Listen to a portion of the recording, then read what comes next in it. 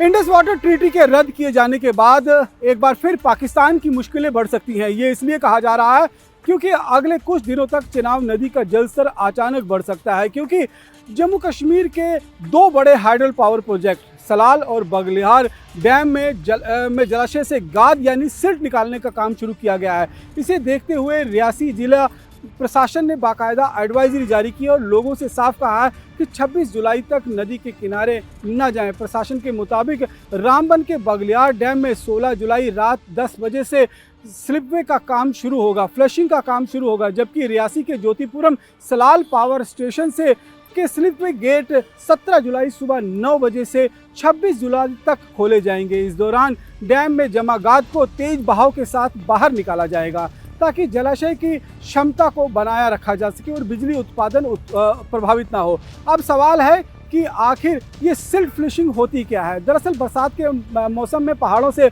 बड़ी मात्रा में मिट्टी, पत्थर और गाद बहकर डैम में जमा हो जाती है और अगर समय रहते इसे ना निकाला जाए तो डैम की स्टोरेज क्षमता कम हो जाती है और टरबाइन पर भी इसका बुरा असर पड़ता है। इसलिए समय समय पर डैम के गेट खोलकर इस गाद को बाहर निकाला जाता है। बगलियार डैम में ये प्रक्रिया पहले भी चलती रही है, लेकिन सलाल डैम का मामला थोड़ा अलग रहा है।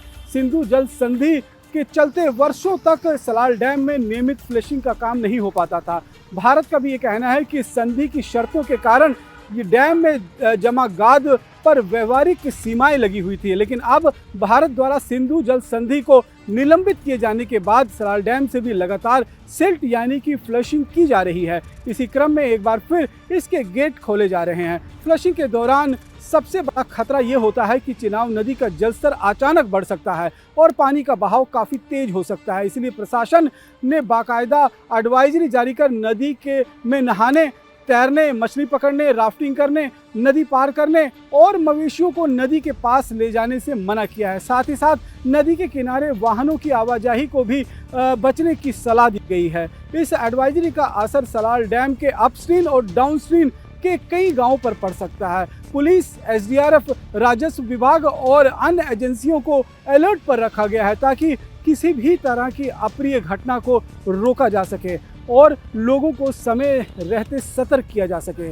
इस पूरी कवायद का एक अंतर्राष्ट्रीय पहलू भी है। चिनाब नदी आगे जाकर पाकिस्तान में प्रवेश करती है। ऐसे में फ्लशिंग के दौरान छोड़ा गया पानी और सिल्ट पाकिस्तान के हिस्से पर भी पहुंचेगा। अगर बड़ी मात्रा में पानी छोड़ा जाता है तो पाकिस्तान के चिनाब बेसिन के कुछ निचले इलाकों में जलस्तर काफ़ी बढ़ सकता है। हालांकि ये वास्तविक असर इस बात पर निर्भर करेगा कि कितना पानी छोड़ा जाएगा, मौसम कैसा है और उस नदी में यानी कि पहले से कितना प्रभाव मौजूद है। फिलहाल प्रशासन ने अपील की है कि 26 जुलाई तक जारी एडवाइजरी का पूरी तरह से पालन करें।